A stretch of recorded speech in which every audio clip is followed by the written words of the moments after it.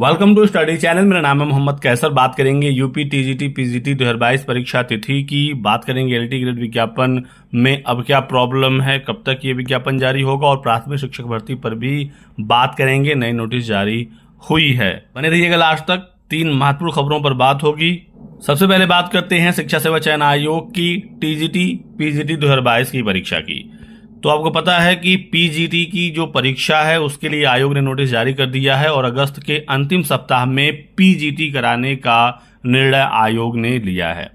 TGT पर भी निर्णय जल्द होगा, ऐसी खबर निकल कर आई है। आयोग की अगली बैठक जब होगी उसी दिन टीजीटी परीक्षा पर निर्णय हो जाएगा और उसके बाद नोटिस भी देखने को मिलेगी।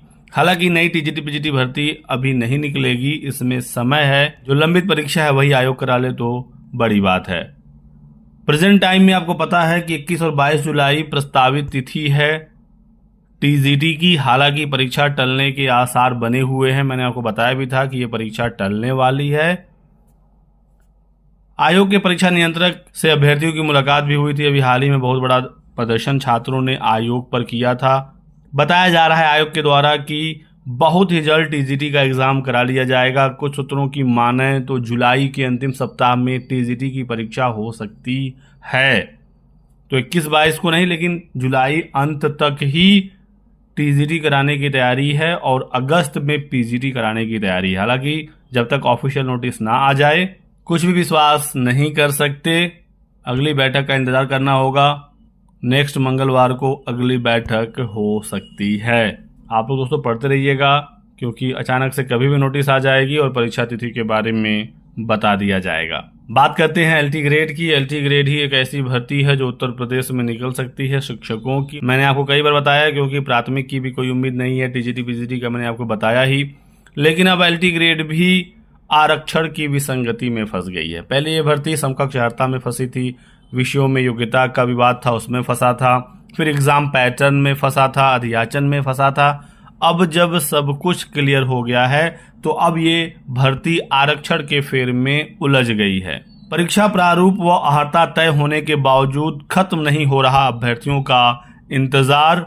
अभ्यर्थी आयोग पर पहुंचे हुए थे, नारेबाजी हुई, मांग हुआ कि जल्द से जल्द एलटी ग्रेड का विज्ञापन निकाला जाए। पिछली भर्ती मार्च 2018 में आया था, उसके बाद 7 साल का समय बीत गया, कोई भर्ती यूपीपीएससी से नहीं आ पाई। पहले इसमें एकल परीक्षा का प्रावधान था, इसमें प्री मेंस हो गया है, नई नियमावली आ गई है एलिजिबिलिटी को लेकर, सब कुछ क्लियर हो गया है। लेकिन अब यूपीपीएससी का कहना है कि जो हमें अधियाचन मिला है उसमें विषयवार आरक्षण की व्यवस्था नहीं की गई है।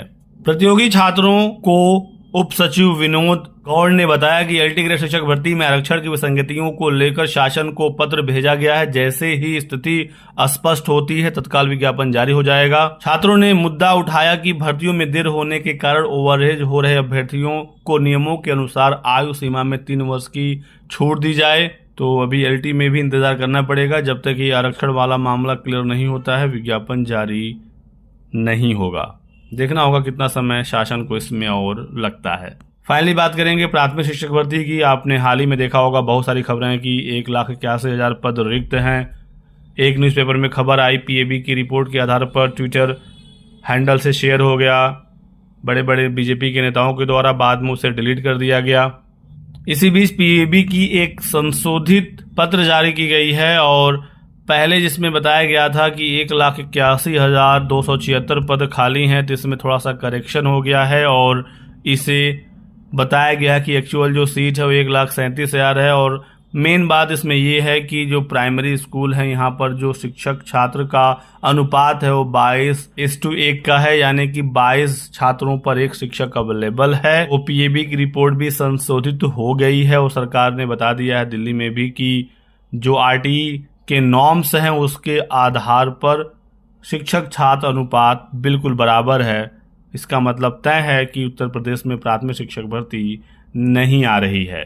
छात्रों ने काफी धरना किया, भर्ती को लेकर काफी मांग हुई, लेकिन सरकार बिल्कुल मूड में नहीं है प्राथमिक शिक्षक भर्ती देने का। आप यहां से बिल्कुल क्लियरली समझ सकते हैं। शिक्षा मंत्री ने भी विधानसभा में कई बार इस बात को दोहराया है कि छात्र शिक्षक अनुपात बराबर है, जरूरत होगी तो हम भर्ती करेंगे, फिलहाल जरूरत नहीं है। तो ये रही आज की वीडियो में 3 इम्पॉर्टेंट अपडेट। वीडियो को लाइक करिएगा दोस्तों, चैनल को सब्सक्राइब कर लें और हमारे साथ बने रहें। Thanks for watching.